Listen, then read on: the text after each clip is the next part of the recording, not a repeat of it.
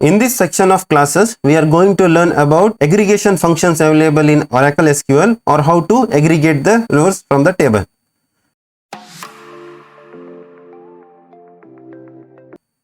So aggregation, this shows you how to summarize your data using the aggregate functions and group by.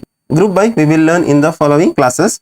So first of all, we will see the records available in the bricks table which I have created, and in order to create the bricks table and insert the data, I have provided over here the prerequisite SQL. So you can copy and run on your live SQL server so that you can create the bricks table and insert few records. I have already run that prerequisite for my Oracle Live SQL. Now let me just see what are the details available in the database. Now if you can see over here, we are having total 6 records. So in this bricks table, we are having 3 columns and few records over here. Depending on the color, shape and weight, we have segregated the details. Now aggregation functions we can use in order to combine many rows into one. Suppose if you want to know the total number of records available in the particular table, we can make use of one of the aggregate functions which we will discuss right now in this class. Along with that, if you want to know the average marks for the particular student, if you want to know the total salary of all the employees in the particular month, in order to calculate those things and get into the insights or get the aggregations, we can make use of the aggregate functions in SQL. So the aggregate functions if we use, then the query will return one row for each group. Suppose if we don't use any groups, then you will have only one record. Suppose if we used group by, then you will have each record for that particular group. For example, count of will return the number of rows that the query processed. So this query gets one row showing you that how many rows there are in the bricks table. Suppose if you want to know how many records are there in the bricks table, we can make use of this count function, that is count of star.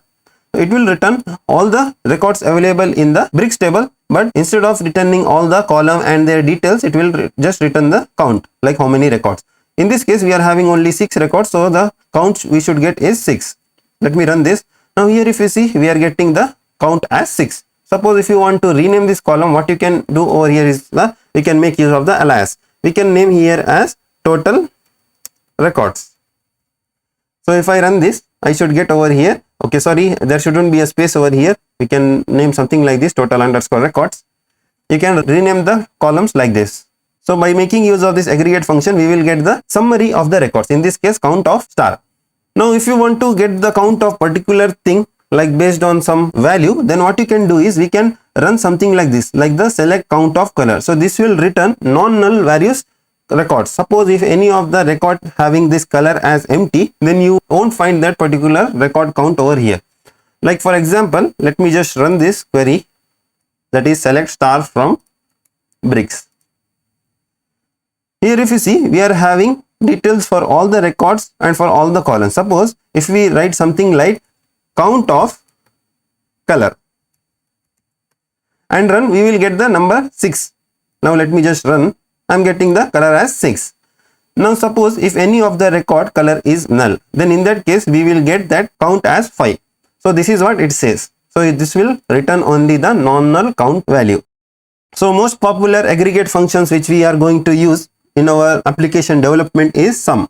So sum is used in order to get the result of adding up all the values for the expression in that particular group. So sum we can make use in order to calculate the total salary paid for all the employees in the particular department. So like that, in order to calculate the minimum, maximum, average, standard deviation, that is to calculate the standard deviation. This is for the median, variance and the stats mode. So for more details, you can have anytime look over to the W3 documentation for the aggregate functions. I will provide this link in the script.txt file, which I will attach in the resource section. As it says, there are many more specialized aggregates functions available. So this is just a basic which we read in order to get started with Oracle SQL. Now here I have created one query which will make use of all the things over here, that is sum of weight, minimum of weight, maximum of weight, average weight, standard deviation, all this it will calculate from the bricks table. Let me just run this.